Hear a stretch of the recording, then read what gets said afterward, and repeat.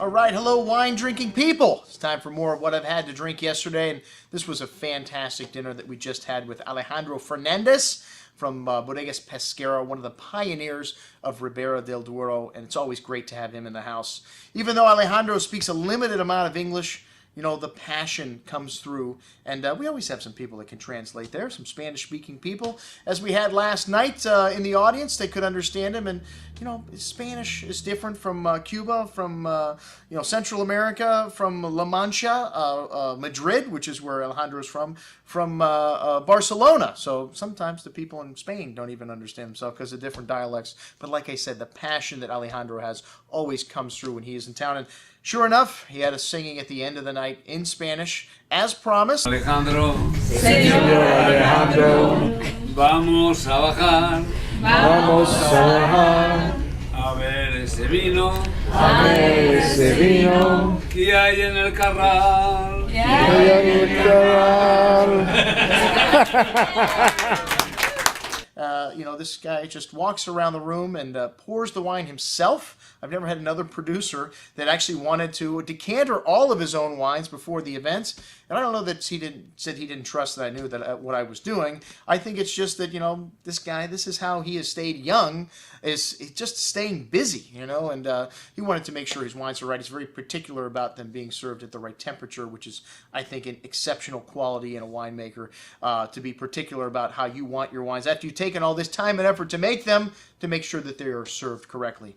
Just one thing, Alejandro and Olga, his daughter, was there that runs CONDADO de HAZA. Thank you very much, but I would just suggest when you're decantering wine, you always want to pour the very bottom of it out into the glass because you do get a little sediment in there if you just pour it back in the bottle like that. And his wines had a little bit of sediment in it. The young ones, very clean, and all of the wine showed up last night. We started out with a little rosé, which they don't make sparkling wine at Bodegas Pesquera. I don't know if they make any whites either. But, well, we need a little something sparkly, and the Classical Wines of Spain, our host, the importer for Bodegas Pesquera, brings in one of my favorite cavas, MARÇAL. This wine's 100% from the Trepat varietal, has this lovely red rose petal color to the sparkling wine. Cava is what they call sparkling wine in Spain, made the same way they make champagne, with lovely red cherry fruit and excellent creamy mousse, strawberry, and really slightly briny character, which really worked nicely with the food. Well, sorry, I didn't get to try it. I was busy, well, making sure the folks at Pesquera had everything they needed. But it looked great. The caviar and smoked salmon crepe, the sea scallop ceviche with coconut, and the jumbo lump crab and miso with caviar.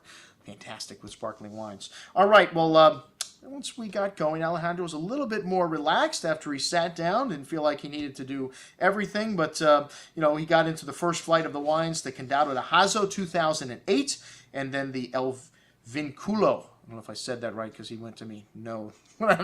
No what? I don't know. VINCULO, and I'm not pronouncing the name properly, but, you know, one of the things that a lot of old school producers like is old vines, and I always find it refreshing to talk to someone like Alejandro because he is a very progressive thinker, and, you know, he was talking about Jovan. When I said old vines, Jovan means new. I know enough about Spanish to understand that he was claiming that we don't need old vines. New vines are great, and that's one of the things he does when we went into properties like this El Vinculo, is replant the vineyards because, you know, they didn't have the right clones in there before. You didn't have the right spacing.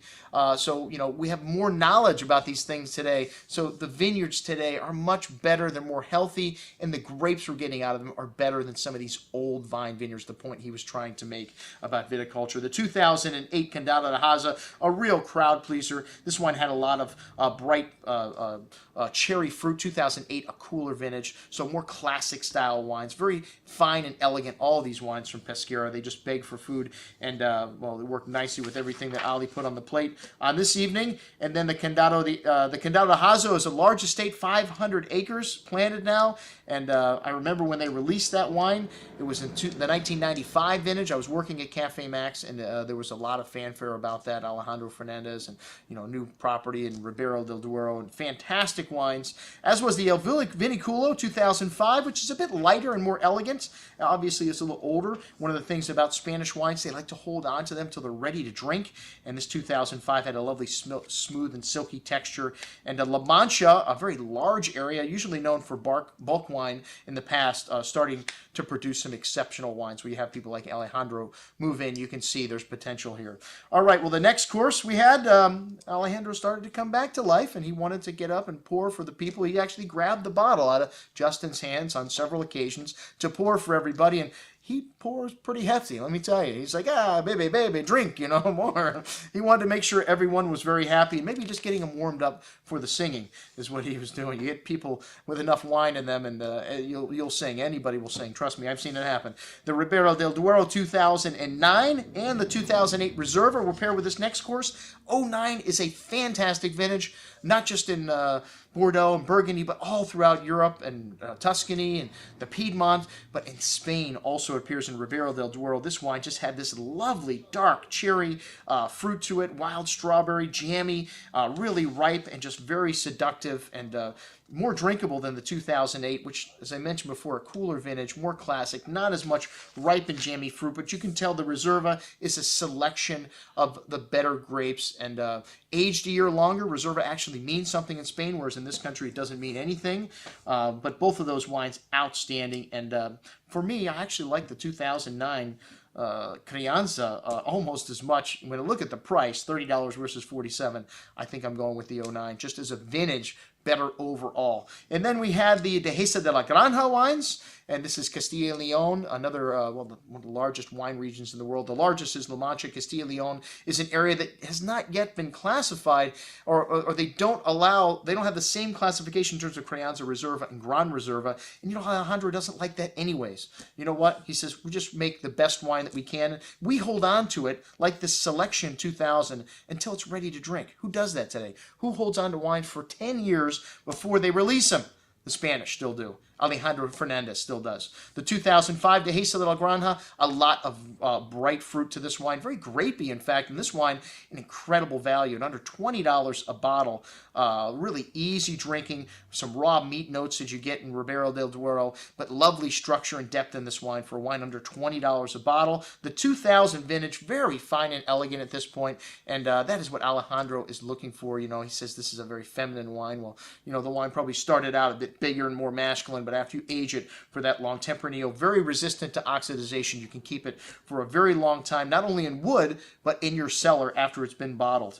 All right, and then the big granddaddy of the evening, the ALENZA, which is named after Alejandro's wife, and this is not made every year. They make it about 5 times a decade, and this wine just packed with incredible spice and nuance and minerality, and then this lovely red strawberry, red cherry fruit to it, just incredibly intense, and the tannins really mellow, lovely freshness in this wine. This was the wine of the night. Well, I'm sorry, until we get to the dessert wine, one of my favorite wines in Spain. I'll never forget my first trip to Spain. We visited Jerez de la Frontera, the area where they make sherry, and what an amazing party area. The people there just, they up all night long, and they have these tapas bars, not topless bars, tapas bars, where they eat little bits of food, and you have sherry right out of the cask. Well, I fell in love with sherry there, and I'll tell you, for $43, this is a full bottle, not a half bottle. We also have half bottles, about half that price, $25, 1985 vintage Pedro Ximenez. This wine is made similar to how they make TBAs, Trockenbeerenauslese. Sometimes they pick it berry by berry, and an incredibly dark wine. Looks like motor oil. Has this lovely sweetness to it. Raisins, dates, figs, dark fruits, and then this incredible sweetness overwhelms your palate, and then boom, the acidity kicks in and wipes all that away and leaves your tongue yearning for another sip. One of my favorite wines in the store, the Toro ALBALA Pedro Ximenez. And what a fantastic night with Alejandro Fernandez, the folks from Classical Wines of Spain and the Next Generation. Olga, thank you very much. That's what I had to drink with Alejandro Fernandez of Bodegas Pesquera and friends. I'm your host, Andrew Lamposoni, signing off for the Wine Watch, saying remember, always drink the good stuff first.